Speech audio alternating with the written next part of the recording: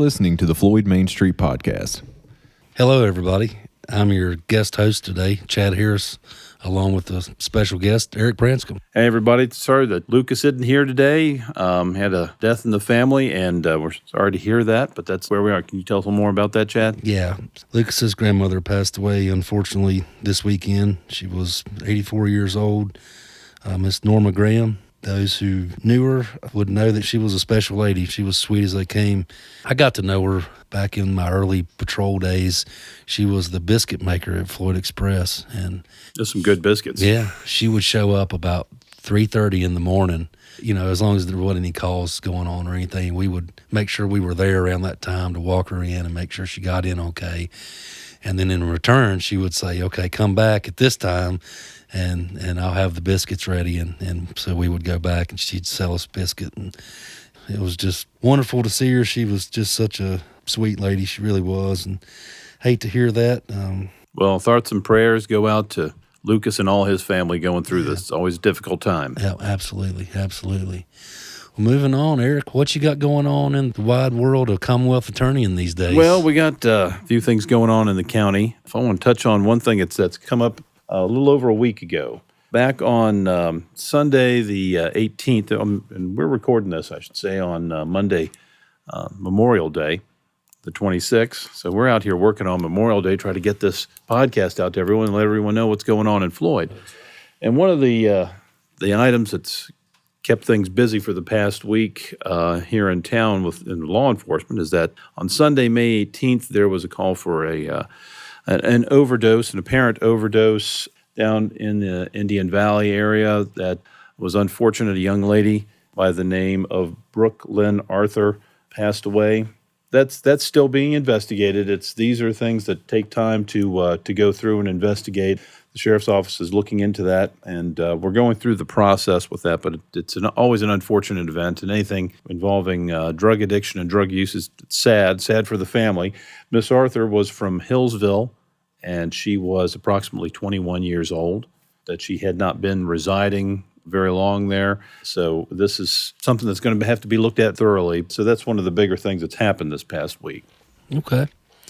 Moving on to Mabry Mill. Someone had reached out to us about discussing Mabry Mill on our podcast in reference to the construction and getting it back to, I think it kind of went downhill a little bit. There was a lot of things that needed to be done. Well, from the photos that I saw, it looked like a lot of the pond had gotten filled in or overgrown, and the water just wasn't running right, and we were having the wheel there wasn't working. Is that right? Well, it looks like they've reported that they've got amazing news, and the Blue Ridge Parkway Foundation's long-awaited repair project for the Mabry Mill has officially begun.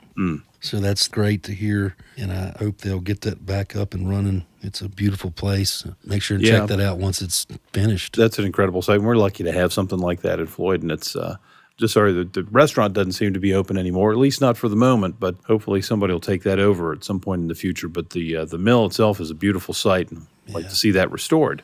That's right.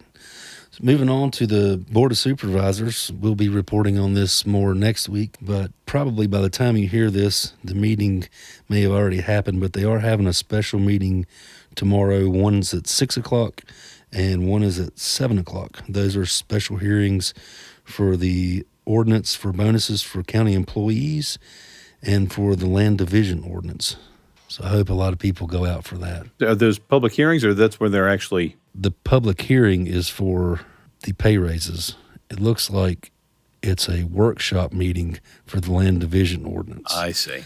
That's at 6 p.m. So most people wouldn't be going in for the 6 p.m. meeting. Well, I know there was a lot of attendances that showed up for that specific public hearing. Mm-hmm. So they still may draw a pretty good crowd, at 6 o'clock tomorrow to see how they rule on this. Right. And of course, it's at one of their meetings, so that I know that they'll have a public session where people can get up and speak. Mm-hmm. Moving on, Eric, you got some sports for us today? Oh, well, yes, I'm going to say we're kind of light on the news this week in Floyd, but I can tell you that as we get into spring, there's plenty of stuff going on. If everybody's been listening before, you know that we have had baseball season has been burning away in Floyd. We've had a real hot season for the Floyd County Buffaloes varsity baseball team. It looks like they have finished up the season at 11-9. Their last home game was against Glenver, and unfortunately they dropped that one. It was a score of 3-5. But of course, with a record as good as theirs, they were able to go on to the regional tournament. And the first one is coming up on May 29th at 5:30 p.m. to be played against Nelson County here as a home game. Next, we have varsity softball, which has also been on fire this year. They've done real well. Looks like their last game was May 23rd against Glenver, and that one they won by a 5-4.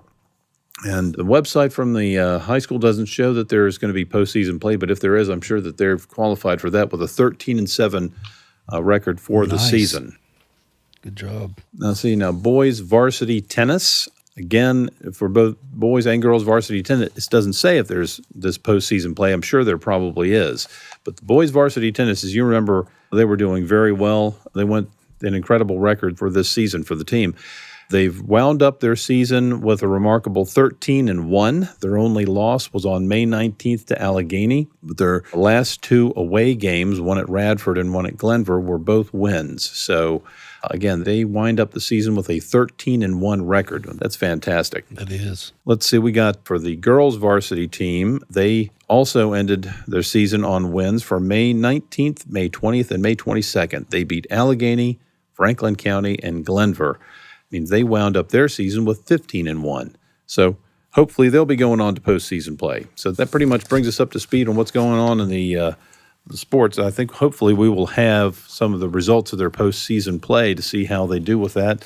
I wouldn't be surprised to see any of our teams advancing because they have done so well. Yeah, it sounds like we've got some good teams out there this year. Yeah, very good. So we'll be wrapping up spring sports probably next week or the week after that. So on to events. Eric, what you got for us? Oh, we have tons of events. When you get to spring in Floyd, things just start coming out of the woodwork. So we've got it everywhere. So, for example, one that comes to mind is a music event. People out there may have heard it before, Cabin Fever. It's going to be on Saturday the 31st out on Coles Knob Road. I know that they do this as partially, at least, as a fundraiser for the Floyd County Humane Society. That it starts about 11 a.m. It's going to be a music event throughout the day, but there's also a buffet. There's a $10 admission fee. Kids under, I think, 10 years old get in free. So there's a buffet that you can get while you're out there, but that's a big event. It's also a charity fundraiser. Is that something that you've attended in the past? I haven't been to that one myself. I've been trying to get out there. It's usually trying to get out to a point so that I can get out there and go around. But I have been on the Humane Society board for a while, but I know that they are big supporters of animal welfare here in Floyd County. I see here it says bring your dog and a $25 donation will be made in their honor. Oh, excellent. So that's pretty cool. Yeah. So I'll have to probably take Tyson, the courthouse dog, out there if I get a chance. There you go. The one thing I picked up on this week was the Firehouse Farms beef and pork sale.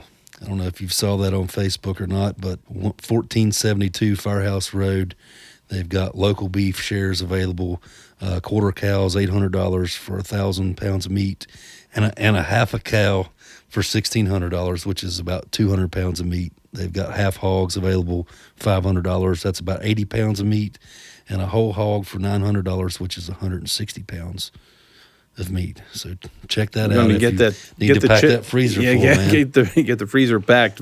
Get ready for Christmas. That's right. Well, I see that speaking of food, on Thursday the 29th at 5 in the evening is the grand reopening of Bootleg Barbecue out on Webbs Mill Road. That's their new location. A lot of people will be glad to see that. Yeah, they're set up out there. I drove by the other day and saw them out there getting things set up. So it looks like that's going to be open as of Thursday evening. So have people come out there for the grand reopening for that. And for you ladies out there, if you're not doing anything Friday night, check out Chateau Morset's Ladies' Night from 6:30 p.m. to 10 p.m. And there is, like I said, no end of events. So here's another one, May 31st from 9 to 3 at the Willis Full Gospel Church is the Sisterhood Summit from 9 in the morning till 3 in the evening. And I think it's Tara Hollinsworth is one of the keynote speakers in that event. Nice. So if that's not your thing and you feel like doing some volunteer work, go to the Rocky Knob picnic area and spend some time with their local cleanup day. That's from 9 a.m. to 1 p.m. on Saturday as well. And if shopping is your thing, We've got the Floyd Farmers Market, of course, is going every Saturday morning, but it is now also going to be available on Thursday afternoons, from 2 to 6 p.m. I believe, I don't know if they started last week or this week, but certainly it's coming up for this week. That'll be something worth going to see if you're in town on a Thursday afternoon. Absolutely. Well, I think that about wraps things up. It's really difficult doing this without having Lucas here today. I don't know. Well, he's throwing off our equal balance here. Well, and we don't have to behave as much. That's right. I know when we first kicked off this idea of doing this podcast, and we sat down and had a conversation with Lucas, at first he looked at me like I had a third eye, like there's no way, But then the more he got to thinking about it, he come to us and was like, "Hey, I'm all in on this." Well, he's the voice. Yeah, he's the voice. He was the only person that I had in mind. If he would have told me no, he didn't want to do it, I don't know how we would have moved forward on this. So it's really great to have him to be a part of this, and I appreciate everything he does. And he's the glue that apparently keeps us all together, because today just has felt like something's missing. And so, Lucas, if you're listening to this, buddy, we miss you. And Chad took your chair. All right, everybody. Well, that wraps things up for today. And so we'll see you next time. Y'all take care.